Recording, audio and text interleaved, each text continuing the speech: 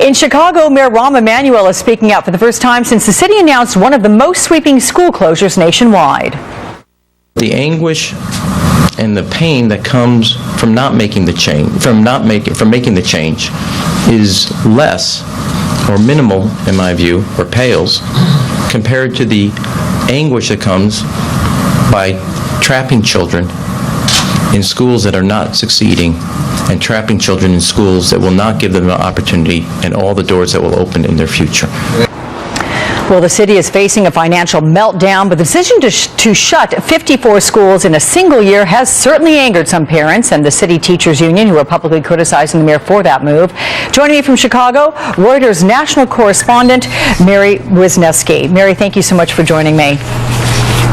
Thanks for having me. Well, look, you've been covering Chicago for about 20 years or more, and you've written extensively on this issue. The mayor makes the point, though, ultimately, that it is in the kids' best interest to shut down these non-performing schools. Why is the teachers union so dead set against this? Well, for one thing, what's happened in the last 10 years is that 86 public schools have been shut down, and in a lot of those cases, the kids have not done better in the schools that they went to. The other thing that's been going on is that the city has opened up a number of charter schools. There's 106 charter schools in the city. Those schools are being taught by less experienced non-union teachers, and the teachers look at this as, you know, you're taking resources away from the regular public schools, you're giving them to these non-union schools, and this is helping to drain kids from the schools, and that's why some of these schools that they're closing are underutilized. So there's been a lot of anger, there's a lot of history here that came before this decision.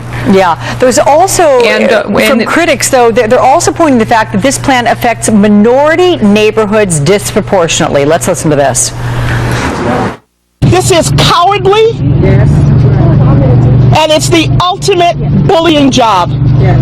Mayor Rahm Emanuel should be ashamed of himself. It's hard because the kids are getting killed, and that's my only fear, that they're not going to be safe. What are we doing? Are we closing down schools and open up liquor stores? First was a union official, then a couple of parents there. How did so many schools in areas occupied by minorities end up on the chopping block? Well, the city has lost a lot of population in the last 10 years, and the population has been lost in the minority neighborhoods. And so it's true that a lot of these schools are what they're calling underutilized. The problem is that when the kids have to go to a different school, sometimes they have to travel farther to school, and the parents are worried that they're going to be out in the streets longer, and they're going to be having to cross gang boundaries. And I was going to bring up the gangs, because a lot of these schools are in neighborhoods that have been horribly affected by gangs and gang violence. There is talk about if kids are sent, they're not going to be sent to school further than 1 mile from the current school they are attending, and if they go greater than 0.8 of a mile, they'll be bused. Is that appeasing parents at all?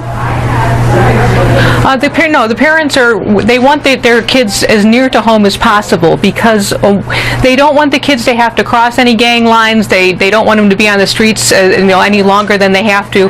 One thing that the public schools did do when they were talking about this is they decided not to include high schools on the list because it had been problematic with high schools before. But little kids are still affected by this. Sure, but let's look at the money here, because the district is facing a $1 billion shortfall. The closures could net more than about $500 million long term, but the city is still going to need to spend more than $200 million to try to bridge those transition costs. So what are the financial benefits or incentives tied into closures, and does the teachers union propose anything as an alternative solution?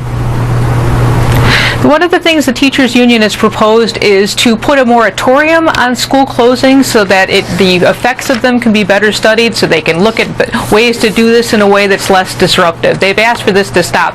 They think that this decision is being made too quickly.